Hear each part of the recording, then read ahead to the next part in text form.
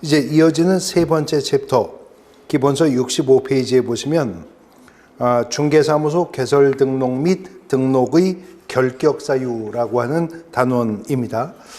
등록이라고 하는 것이 핵심이 되는 부분이죠. 우리가 이미 용어의 정의에 대해서 공부를 할 때요, 개업 공인중개사, 공인중개사법 2조 4호를 통해서 공부를 했었던 용어입니다. 공인중개사법 2조 4호에 따르면 개업 공인중개사라 함은 이 법에 의한 중개사무소의 개설 뭐였죠? 등록이었었습니다. 등록을 한 자를 개업 공인중개사라고 칭한다고 했었죠.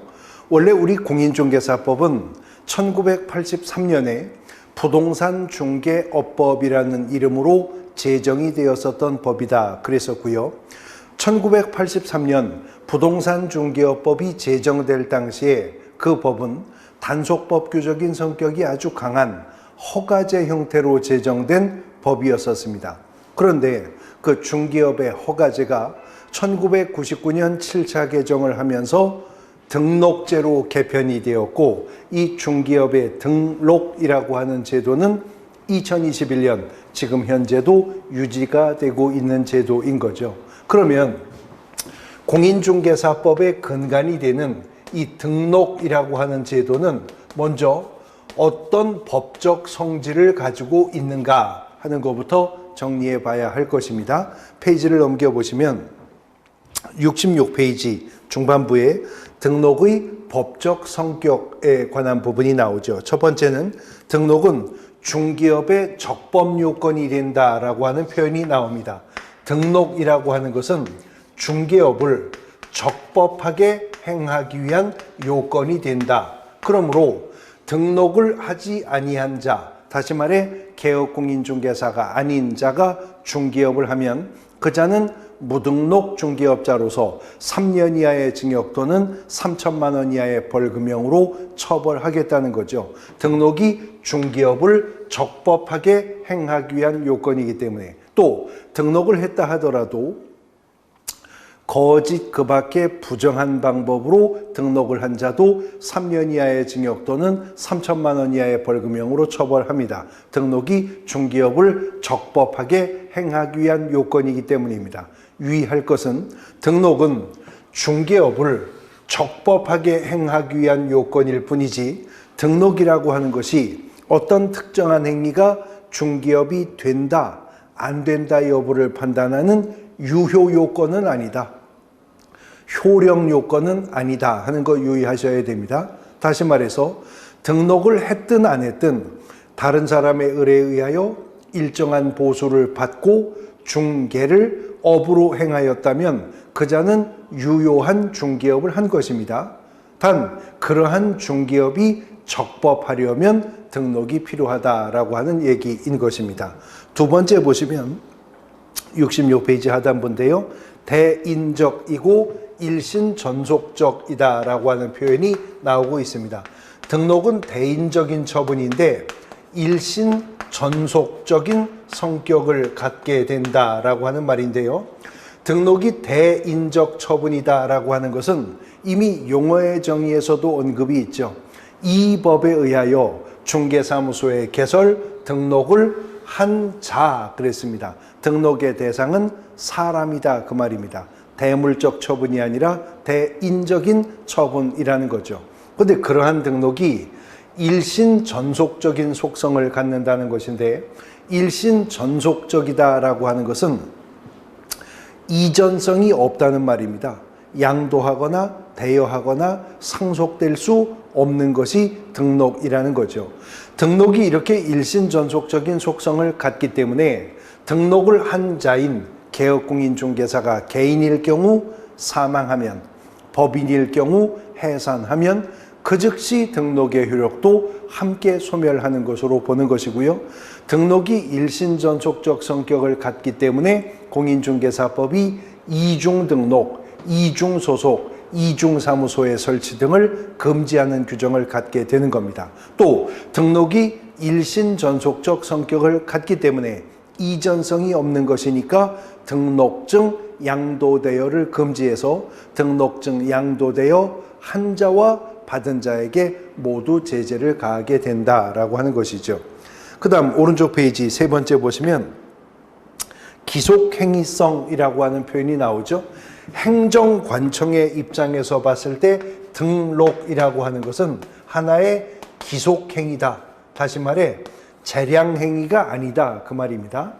중기업은 허가제로 부동산 중개업법이 제정되었다가 등록제로 개정되어 지금에 이르고 있다고 말씀드렸는데, 허가라고 하는 제도와 등록이라고 하는 제도는 행정법상의 관점에서 큰 틀로 하나의 면허제도의 일종입니다. 면허라고 하는 제도는요, 국가가 어떤 특정한 행위에 대해서 일반적인 금지를 전제로 하여 일정한 요건을 갖춘 자에게만 그 행위에 적법성을 부여하는 것을 면허 방식이라고 합니다. 지금 대한민국은 자동차 운전 면허 제도를 두고 있죠. 자동차 운전할 수 없다는 전제하에 운전 면허를 취득한 자에게만 자동차 운전 행위의 적법성을 부여하고 있는 거죠. 근데 이런 면허 제도 중에는요, 허가라고 하는 제도가 있고 등록이라고 하는 제도가 있다는 것인데, 허가라고 하는 제도는 본질적으로 그 행정행위가 재량적 행정행위입니다. 그러니까 중기업이 허가제였었을 당시에는 개업공인중개사가 되고자 법이 요구하는 허가의 기준을 갖추어서 허가 신청을 했어도 허가관청이 허가를 해줄 것이냐 말 것이냐 결정할 재량권을 가지고 있었다는 거죠. 예를 들어서 허가 신청받은 허가관청이 지금 우리 관할구역 내에 개업공인중개사가 포화 상태에 달해 있어서 더 이상의 개업공인중개사가 유입이 되면 과당 경쟁으로 거래질서 문란의 위험의 문제가 있기 때문에 잠정적으로 허가하지 않겠습니다. 그럴 수 있었다는 거죠. 그러나 등록이라고 하는 것은 그런 허가제와는 달리 행정청의 재량권이 인정되지 않는 기속행위에 불과하기 때문에 등록 신청인이 등록의 기준을 모두 갖추어 어느 법에도 저촉됨이 없이 등록을 신청하게 된다면 등록관청은 등록 신청을 받았을 때 등록을 해줄까 말까를 고민할 자격도 없다는 거죠. 등록은 기속행위이기 때문에 하나의 수리행위에 불과합니다. 등록 신청일로부터 7일 이내에 등록을 통지해 주어야 한다라고 하는 것이죠.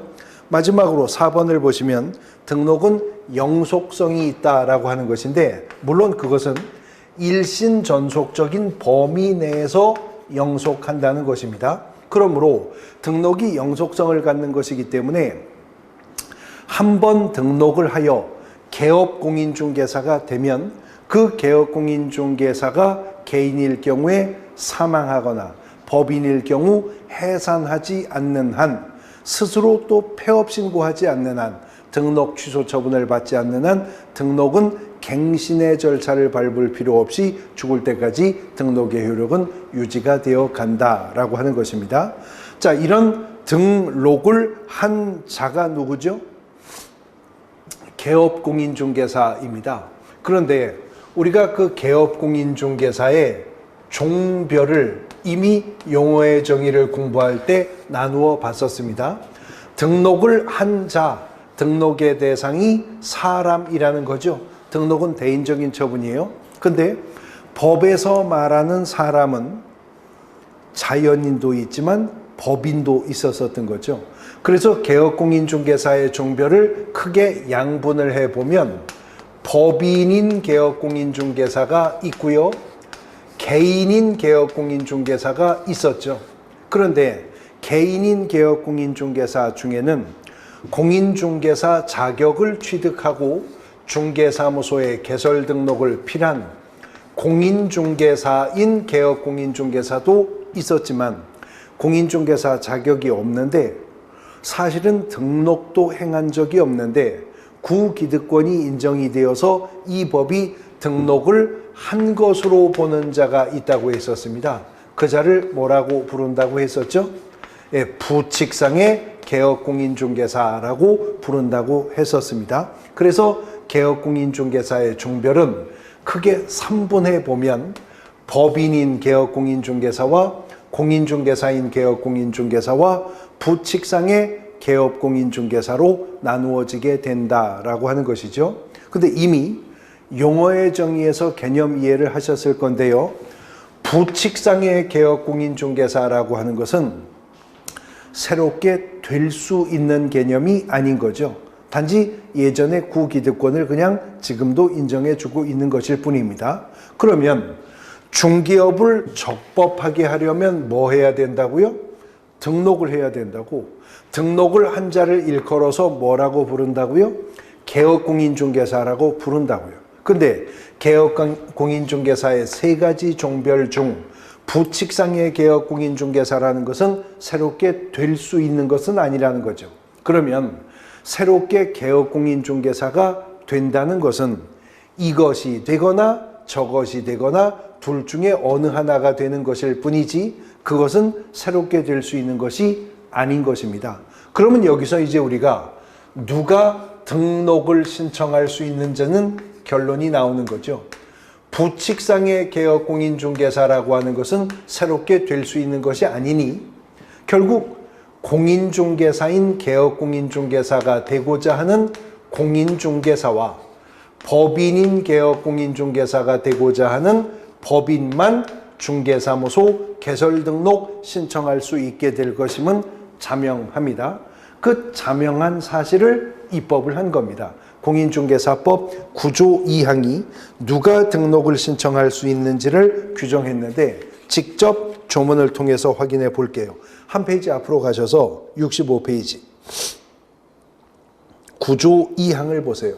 9조 2항을 보시면 법 9조 2항 공인중개사 또는 법인이 아닌 자는 제1항에 따라 중개사무소에 개설 등록을 신청할 수 없다. 자, 문장이 부정문인데 긍정문으로 바꾸면 반대 해석하면 이 말이죠.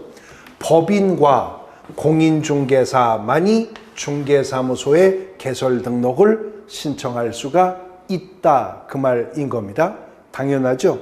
부칙상의 개업공인중개사는 새롭게 될 수 있는 것이 아니니까요.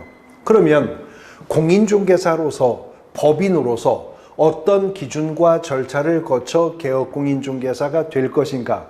이 길을 본격적으로 나서기 전에 그렇다면 이미 중개사무소 개설 등록을 했거나 등록한 것으로 의제가 된 이 개업공인중개사들이 중개업을 영위하면서 내부적으로 종별을 변경하고자 할 때는 어떻게 해야 되는지를 좀 짚어놓고 등록의 절차의 길을 떠나볼 겁니다. 이 말입니다. 법인인 개업공인중개사로 개설 등록을 했었는데 이자가 공인중개사인 개업공인중개사로 종별을 바꾸어 중개업을 하고자 한다. 그럴 수 있겠죠? 거꾸로 처음에는 공인중개사인 개업공인중개사로 개설 등록을 한 자인데 사업규모 확장을 목적으로 법인을 설립하여 법인인 개업공인중개사로 종별을 바꾸어 중개업을 하고자 한다. 이때 어떻게 해야 되느냐?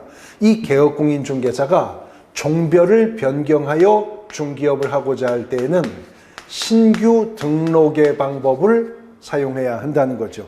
다시 말해서 공인중개사인 개업공인중개사로 이미 개설 등록을 했는데 법인을 설립하여 법인인 개업공인중개사로 종별을 바꾸고자 한다면 이 자리에 서서 법인으로서 새로운 등록 신청을 해야 한다는 겁니다. 거꾸로도 마찬가지고요. 단 이미 중개사무소 개설 등록을 한 자들이죠. 그래도 종별을 변경하려면 등록 신청은 다시 하여야 한다는 것이죠. 단 종전의 등록증은 반납을 해야 되고 전에 등록 신청할 때 등록관청에 제출했었던 구비서류 중 변동사항이 없는 구비서류는 반복하여 제출하지 않아도 되지만 등록 신청은 다시 해서 신규 등록의 방법을 선택해야 되는 것이 원칙이라고 하는 겁니다. 자, 원칙이라고 하는 말은 예외가 있다는 거죠. 그러면 등록 신청의 방법을 통하지 않고도 종별 변경할 수 있는 예외가 무엇이냐? 유일한 예외가 하나가 있는데요. 부칙상의 개업공인중개사도 개업공인중개사이죠. 등록한 것으로 의제가 되었으니까. 근데 부칙상의 개업공인중개사가 공인중개사입니까? 아닙니다. 그럼 방금 전 시간에 배우셨는데 부칙상의 개업공인중개사도 공인중개사 시험에 응시할 수 있을까요? 그럼요. 공인중개사 시험의 응시 자격은 자격이 취소되고 나서 3년이 경과되지 아니한 자, 시험에서 부정행위로 적발되어 시험이 무효 처분이 되고 5년이 경과되지 아니한 자, 거기에만 해당하지 않으면 누구든 공인중개사 시험에 응시할 수 있다고 했습니다. 부칙상의 개업공인중개사도 공인중개사 시험에 응시할 수 있어요. 그래서 부칙상의 개업공인중개사가 공인중개사 시험에 응시하여 합격하여 자격을 취득해 공인중개사가 되었다면 부칙상의 개업공인중개사도 이제 공인중개사인 개업공인중개사로 종별을 변경하고자 하겠죠. 바로 이때인데요. 이때만큼은 부칙상의 개업공인중개사는 이미 수십 년 중개업을 해왔던 부동산 중개업계의 베테랑이죠. 그 업무의 동일성을 유지해주기 위해서 부칙상의 개업공인중개사가 공인중개사 자격을 취득하여 동일한 등록관청 관할구역 안에서 공인중개사인 개업공인중개사로 종별을 변경할 때는 신규 등록 신청할 필요 없이 등록증 재교부 받는 방법을 통해서 종별을 변경할 수 있도록 하는 것입니다. 가서 등록증 기재사항 변경 사유로 등록증 재교부를 받으면 종별을 변경할 수가 있다는 겁니다. 자, 그런데 부칙상의 개업공인중개사는 공인중개사 자격은 없지만 등록을 한 것으로 의제가 되었기 때문에 사실 이분은 공인중개사 자격증 없어도 중개업 할 수 있습니다. 언제까지? 죽을 때까지 자격증 없어도 중개업 할 수 있습니다. 그러나 부칙상의 개업공인중개사들도 어렵고 힘들어서 그렇지 할 수만 있으면 공인중개사 자격을 취득하려고 합니다. 그것은 부칙상의 개업공인중개사만 공인중개사법이 가하는 제재가 있기 때문에 제한이 있기 때문에 그렇겠죠. 그러면 법인이나 공인중개사인 개업공인중개사에게는 가하지 않는 오직 부칙상 개업공인중개사만 받는 제약은 어떤 것들이 있는가 하는 것을 정리해보고 등록의 절차로 들어갈 겁니다. 첫 번째는 부칙상의 개업공인중개사도 개업공인중개사이기는 하나 그 자는 공인중개사가 아니잖아요. 그러니까 사무소의 명칭이나 5개 광고물의 간판이나 혹은 중개대상물 표시광고 하는 행위 속에서 공인중개사 사무소 혹은 그와 유사한 명칭도 사용해서는 안 되겠죠. 전문 자격사가 아니기 때문에 공인중개사 이와 유사 명칭 사용할 수가 없을 겁니다. 두 번째는 부칙상의 개업공인중개사만큼은 업무 지역을 제한받습니다. 나중에 우리가 업무범위라는 단원에서 다시 한번 자세히 공부할 거지만 부칙상의 개업공인중개사는 자기가 사무소가 속한 지역을 관할하는 특별시, 광역시, 도 내에 있는 물건만 원칙적으로 중개가 가능합니다. 부칙상의 개업공인중개사가 사무소를 마포구에 두고 있다. 서울특별시 안에 있는 물건만 중개할 수 있어요. 광명시에 두고 있다. 경기도에 있는 물건만 중개할 수 있어요. 춘천시에 두고 있다. 강원도 안에 있는 물건만 원칙적으로 중개가 가능해집니다. 그 다음 세 번째는 부동산 중개업자, 개업공인중개사는 현행법상으로는 부동산 중개업만 영위할 수가 있는 것이 아니라 민사집행법상의 경매나 국세징수법상의 공매 등과 관련한 권리분석, 취득의 알선, 심지어는 매수 신청이나 입찰 신청, 대리도 할 수 있습니다. 그런데 법인 및 공인중개사인 개업공인중개사에게만 이러한 경공매 관련 업무가 허용되는 것이지, 부칙상의 개업공인중개사는 경매, 공매 관련된 업무를 수행할 수가 없습니다. 단순한 경매 권리 분석, 공매 취득의 알선조차도 대행할 수가 없다는 거죠. 이런저런 그런 제한이 있으니 부칙상의 개업공인중개사도 어렵고 힘들어서 그렇지 할 수만 있으면 공인중개사 자격을 취득하고자 하는 거죠. 만약에 부칙상의 개업공인중개사가 자격 취득에 성공하면 그때는 등록 신청할 필요 없이 등록증 재교부받는 방법으로 종별 변경할 수가 있다는 거죠. 자, 그런데 새로운 등록 신청은 공인중개사인 개업공인중개사가 되고자 하는 공인중개사와 법인인 개업공인중개사가 되고자 하는 법인만이 등록 신청할 수가 있다는 거죠. 이미 공인중개사법 9조 2항 조문을 통해 우리가 확인한 겁니다. 자, 그러면 개인은 공인중개사 자격이 있어야만 등록을 신청할 수 있다. OX? O입니다.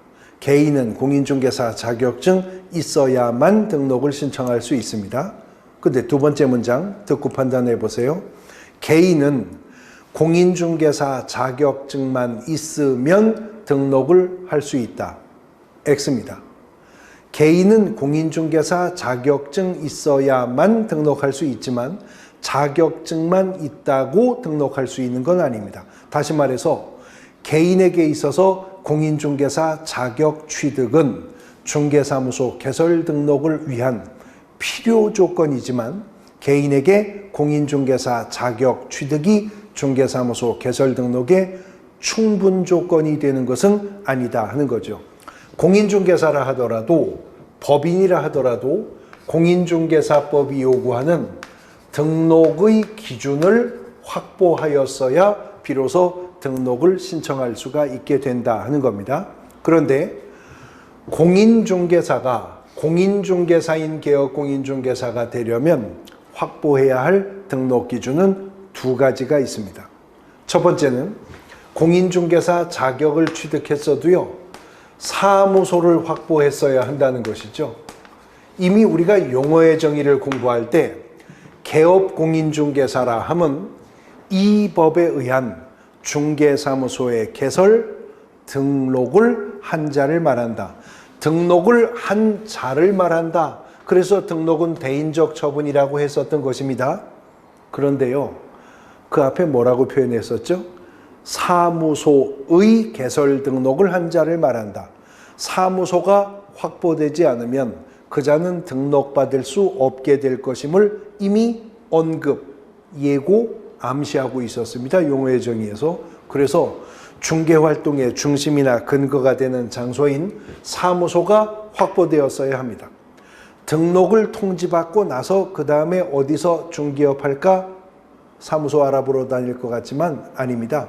등록 신청하기 전에 이미 사무소가 확보된 상태에서 등록 신청 들어가야 되는데, 이 사무소가 등록의 기준에 부합되는 사무소가 되려면 건축물 대장에 기재된 공간으로서 사무소가 확보되었어야 한다는 거죠.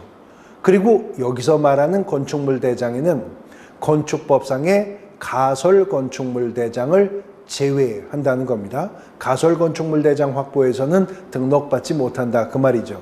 건축물 대장에 기재된 공간에 사무소를 확보하였어야 되는 것이 원칙입니다. 단 예외가 있는데요. 아직 확보한 공간이 건축물 대장이 기재되지는 않은 공간이었다 하더라도 이미 그 공간이 준공검사, 준공인가 혹은 사용승인 또는 사용검사 등을 얻은 공간이라면 그 공간을 확보하여 등록하는 것은 예외로 인정을 해줍니다.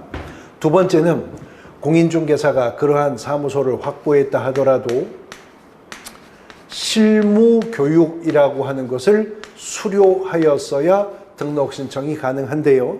이 실무교육이 등록의 기준에 부합되려면 등록 신청일을 기준으로 해서 등록 신청일 전 등록 신청일 전 1년 이내에 시행하는 실무교육이었어야 한다는 것이죠.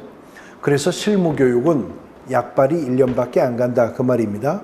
실무교육을 수료했다 하더라도 1년이 지난 후에 등록 신청하려면 새로운 실무교육을 다시 받아야 한다는 거예요.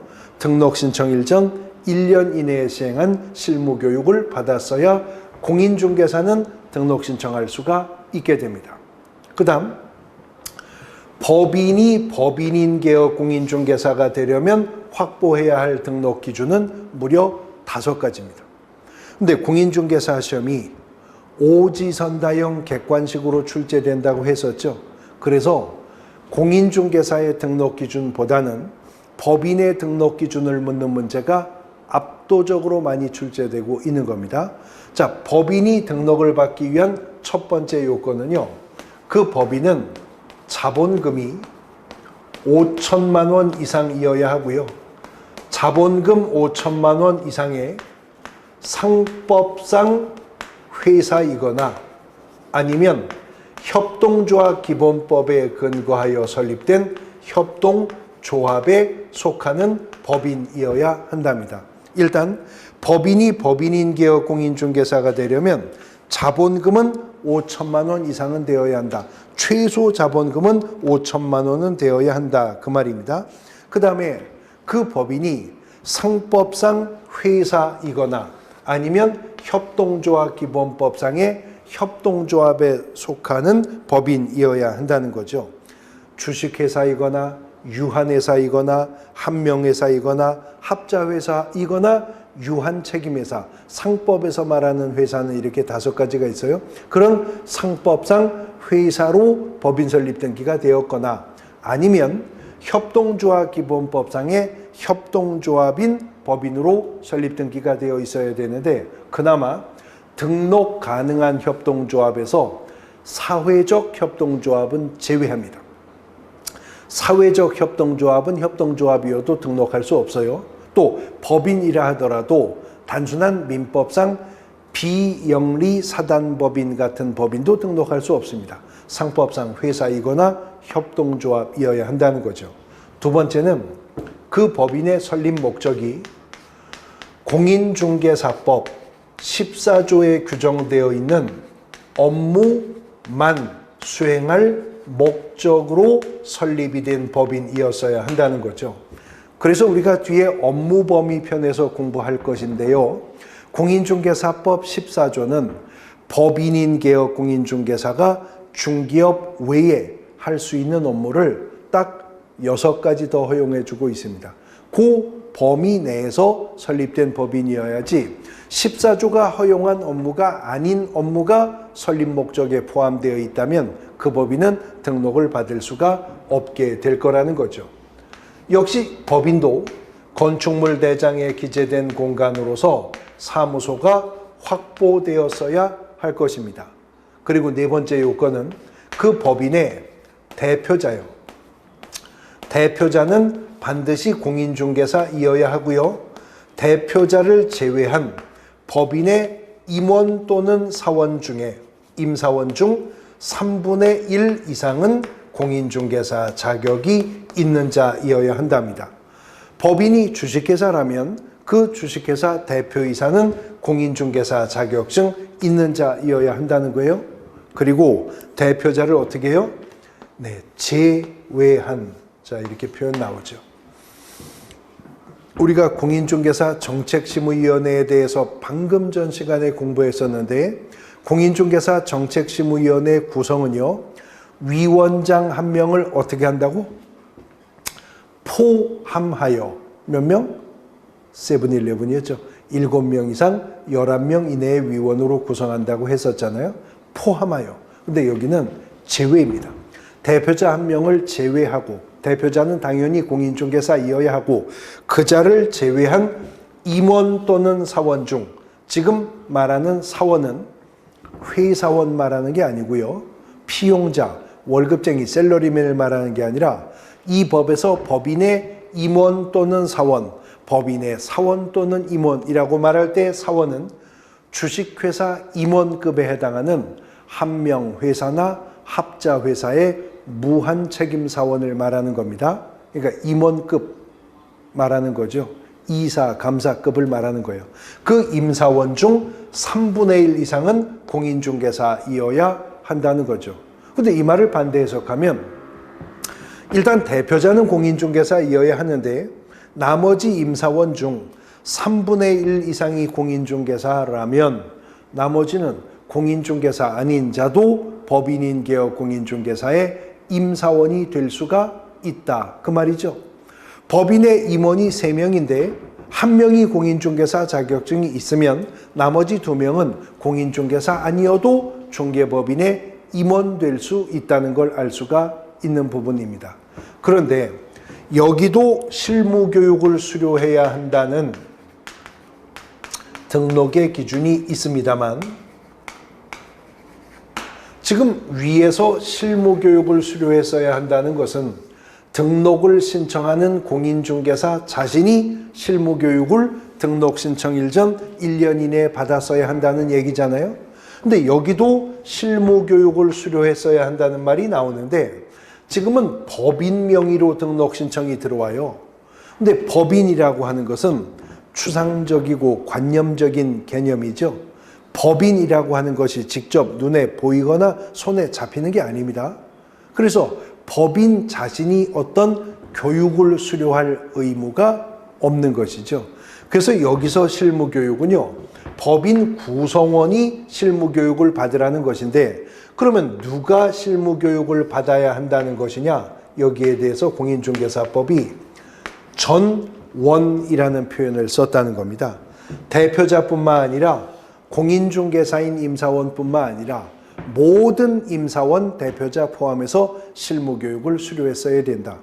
임사원 중 실무교육 수료하지 않은 임원이 1명만 있어도 그 법인은 등록을 받을 수가 없게 될 것임을 말하고 있는 겁니다.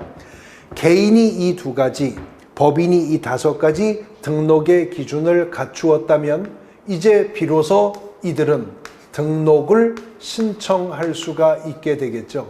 등록 신청할 때는 등록 신청서 작성해야 되고 등록 신청서에 첨부하여 제출하는 구비 서류들이 있습니다. 그러면 등록을 신청하는 자는 어떤 구비 서류를 제출해야 할 것인가 하는 것인데요. 등록 신청서에 첨부되는 구비 서류 교재 73페이지에서 보시면 73페이지 1번에 괄호 2번 부동산 중개사무소 개설 등록 신청서를 제출하는 때에는 다음의 서류를 첨부하여 등록관청에 신청해야 된다 하는 것입니다. 첫 번째, 실무교육 수료 확인증 4번을 제출해야 한답니다. 구비서류에는 첫 번째, 실무교육 수료 확인증 4번이 있어야 된다. 왜요? 등록의 기준에 실무교육을 수료했어야 한다는 것이 각각 있었었죠. 그러니까 실무교육 수료 확인증 4번을 제출해야 되는 것이 원칙인데 항상 원칙은 예외가 있다는 거죠. 실무교육 업무를 위탁받은 기관 또는 단체가 실무교육 수료 사실을 등록관청이 전자적으로 확인할 수 있도록 조치해 둔 경우라면 등록신청인이 실무교육 수료증 4번 제출 의무가 생략될 수 있습니다. 그 다음에 2번째는요. 중개사무소의 건물 확보 서류입니다. 사무소 확보를 증명하는 서류가 제출이 되어야 한다라고 하는 것이죠. 이 사무소는 건축물 대장에 기재된 공간으로 확보되었어야 하는 것입니다. 그 건축물 대장에 기재된 공간의 사무소 확보 증명 서류를 제출하되 앞서 건축물 대장이 아직 기재되진 않았어도 준공검사 등을 받은 공간이라면 등록 신청 가능하다고 했죠. 그때는 건축물 대장의 기재가 지연이 되는 사유를 적은 서류도 함께 첨부하되 사무소 확보 증명 서류는 확보하는 방편에 따라서 등기사항 증명서를 제출할 수도 있고 사무소 임대차 계약서를 제출할 수도 있고 공간 사용 승낙서나 사용 동의서 같은 것도 사무소 확보 증명 서류에 해당될 수가 있게 된다라고 하는 것이죠. 그 다음 3번째는 여권용 사진을 제출해야 된다. 이 여권용 사진을 제출하라는 이유는 이제 등록의 절차가 진행될 때 후반부에 가서 등록증, 등록관청이 교부할 건데요. 등록증에 붙여야 할 사진이 필요하니까 여권용 사진을 제출을 해야 한다라고 하는 요구를 하는 겁니다. 이 구비서류들은 누가 등록 신청하든 다 필수적으로 제출해야 되는 것이고요. 여기에다가 외국인이 등록을 신청하는 경우라면 등록의 결격 사유, 등록할 수 있는 자격을 결하게 되는 사유인데 그 등록의 결격 사유에 해당하지 않음을 증명하는 서류가 추가 첨부가 되어야 하고요. 외국 법인, 외국 법령에 근거하여 설립된 법인도 등록을 신청할 수 있는데 외국 법인이 등록 신청할 때는 상법 614조에 근거한 영업소 등기를 증명하는 서류를 준비해야 된다는 겁니다. 단 결격 사유에 해당하지 않음을 증명하는 서류는 외국인이 등록 신청할 때 상법 614조에 근거한 영업소 등기를 증명하는 서류는 외국 법인이 등록 신청할 때 제출하는 구비서류가 되는 겁니다. 등록 신청서 작성했고 이러한 구비서류가 준비가 되었다면 또 하나 준비해야 될 것이 수수료입니다. 공짜로 등록을 안 해줍니다. 방금 전 시간에 공인중개사 시험에 응시할 때 응시 수수료 내야 된다고 했었죠. 공인중개사 자격증 재교부 신청할 때도 수수료 내야 된다고 했었죠. 이제 세 번째입니다. 중개사무소 개설 등록 신청할 때도 당해 지방자치단체가 정하는 조례로 정하는 수수료 납부해야 됩니다. 그러면 등록 신청서 작성했고 구비서류 다 준비가 되었고 수수료도 마련이 되었다면 등록을 신청할 것입니다. 어디 가서 등록을 신청할 것인가? 이것이 이제 등록관청의 문제가 될 건데 앞서 제가 소개하기를 공인중개사법 9조 2항이 누가 등록을 신청할 수 있는지를 정하고 있다고 해서 소개한 적 있었죠. 공인중개사법 9조 2항이 법인 또는 공인중개사가 아닌 자는 중개사무소 개설 등록을 신청할 수 없다라고 해서 법인과 개인 중에는 오직 공인중개사만 등록 신청할 수 있음을 9조 2항이 정하고 있다고 했었습니다. 그런데요, 9조는 2항에서 누가 등록 신청할 수 있는지를 정하기 전에 1항에서 어디에 가서 등록을 해야 되는지부터 먼저 정하고 있는 것이거든요. 다시 페이지 앞으로 가서 직접 조문으로 확인하실 겁니다. 65페이지. 65페이지 법 9조 1항을 이제 보십니다. 9조 1항을 보시면 중개업을 영위하려는 자는 국토교통부령이 정하는 바에 따라 중개사무소를 두려는 지역을 관할하는 시장, 괄호는 조금 이따 볼게요. 군수 또는 구청장에게 중개사무소 개설 등록을 하여야 한다. 근데 그 문장에 시장, 군수 또는 구청장 뒤에 괄호를 보세요. 장 뒤에 괄호를 보니까 이하 등록관청이라 한다 그랬네요. 자, 등록관청이란 개업공인중개사가 되고자 하는 자는 사무소를 확보했어야 했었죠. 공인중개사도 법인도 사무소 확보해야 됐었잖아요. 그 사무소를 두려고 하는 지역을 관할하는 시장, 군수, 구청장이 등록관청이 될 것이다. 소재지의 기준이 등록의 기준으로 이미 확보한 사무소 소재지가 기준이 되는데 그 사무소를 두려고 하는 지역을 관할하는 시장과 군수와 구청장이 등록관청이 될 것이랍니다. 그런데 시지역과 군지역은 언제나 지리적으로 구획되어 있습니다. 시지역이 따로 있고 군지역이 따로 있죠. 근데 시와 구의 관계는 시 안에 구가 있는 거잖아요. 시가 분구를 하는 거잖아요. 근데 모든 시가 또 구를 가지고 있는 것은 아니거든요. 그러면 어떤 때는 시장이 등록관청이 되고 어떤 때는 구청장이 등록관청이 될 것인지는 입법자가 명확히 구분해 주었어야죠. 그래서 다시 구조 1항을 보시면 시장 뒤에 괄호가 있어요. 시장 뒤에 구가 설치되지 아니한 시의 시장과 특별자치도 행정시의 시장을 말한답니다. 등록관청인 시장이란 구가 설치되지 아니한 지역의 시장과 특별자치도의 행정시의 시장을 말한답니다.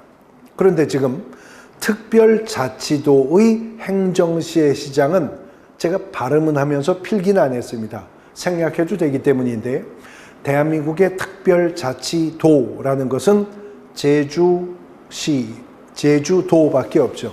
근데 제주도에는 제주시와 서귀포시 두 개의 시가 있지만 제주시도 서귀포시도 구가 설치되어 있지 않습니다.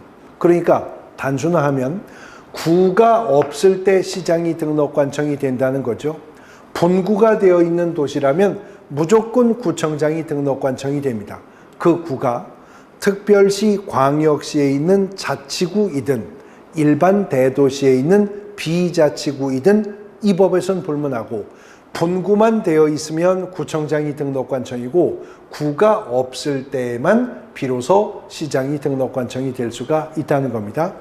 그러한 시장군수구청장에게 중개사무소 개설 등록을 신청합니다. 그러면 등록관청은 등록 신청을 받았으면 7일 이내에요. 7일 이내에 개업공인중개사의 종별에 따라 서면으로 등록을 통보해 주게 되는데 단 이 7일 이내에 개업공인중개사가 될 자격이 있는가를 심사해야 된다는 거죠. 그래서 7일 이내 등록 신청받은 등록관청이 확인해 봐야 할 사항이 있다는 것인데 그 확인 사항 중 어느 하나에 해당되는 자라면 등록관청은 등록을 통지하지 못하게 되는 겁니다. 이제 75페이지로 돌아와서 74페이지 맨 밑에 줄을 보시면 등록관청은 개설 등록 신청이 다음 어느 하나에 해당하는 경우를 제외하고는 개설 등록을 해 주어야 한다. 그러면 다음 어느 하나에 해당한다면 등록을 통지할 수 없다는 거죠. 이제 오른쪽 페이지 75페이지 맨 위에 보시면 첫 번째, 공인중개사 또는 법인이 아닌 자가 중개사무소 개설 등록을 신청했다면 등록관청이 등록을 통지할 수 없다는 겁니다. 그건 당연한 것이 이미 공인중개사법 9조 2항이 법인 또는 공인중개사가 아닌 자가 등록을 신청할 수 없다고 했으니까 법인도 아니고 공인중개사도 아닌 자가 등록을 신청했다면 등록관청은 등록을 통지하지 않을 것입니다. 그 다음 두 번째 보시면 중개사무소 개설 등록 신청한 자가 등록의 결격 사유의 어느 하나에 해당하는 경우, 이제 우리가 바로 이어지는 단원에서 공부하실 건데 등록을 신청한 자가 등록의 기준을 갖추었다 하더라도 등록의 결격 사유에 해당됨이 확인된다면 이 결격 사유라는 말은 등록할 수 있는 자격을 결하게 되는 사유 그 뜻이잖아요. 그러니까 결격 사유 중 어느 하나에 해당된다면 등록을 통지할 수가 없다는 거죠. 그 다음 세 번째 디귿항인데 등록의 기준 두 가지 또는 다섯 가지가 있었죠. 법인이나 공인중개사가 등록 신청했다 하더라도 등록의 기준을 확보하지 못했음이 확인된다면 등록을 통지하지 못할 것입니다. 마지막으로 거기에 해당하지 않아도 이 법이나 다른 법에 저촉되는 문제가 확인된다면 그때도 등록을 통지하지 못하겠죠. 그렇지만 않으면 개업공인중개사의 종별에 따라 서면으로 등록을 통보할 것입니다. 그러면 등록 통지를 받아 개업공인중개사가 된 자는 이제 손해배상 책임을 보장하는 업무보증이라고 하는 것을 설정해서 등록관청에 신고해야 된다는 겁니다. 그러면 보증 설정 신고를 받고 그자가 보증이 설정되었다는 사실이 확인되었을 때 비로소 등록관청은 등록증이라고 하는 것을 교부해 주게 된다는 거죠. 절대로 등록증은 그냥 교부되는 법이 없어요. 등록을 통지받은 개업공인중개사가 업무보증을 설정했다는 사실이 확인되어야 등록증은 교부가 되는 것이고, 등록증이 교부가 되었을 때 이제 비로소 적법하게 업무를 개시할 수가 있게 되는데, 공인중개사법이 이러한 등록의 절차 속에 수록하지 않았지만 업무 개시 전에 해야 될 또 하나의 의무를 저 뒤에 16조에서 별도로 규정합니다. 그것이 바로 인장 등록이죠. 인장 등록은 업무를 개시하기 전까지는 하도록 규정을 하고 있는 겁니다. 등록의 법적 성격, 등록의 기준과 절차에 대해서 살펴보셨습니다. 잠깐 쉬었다 가도록 하시죠.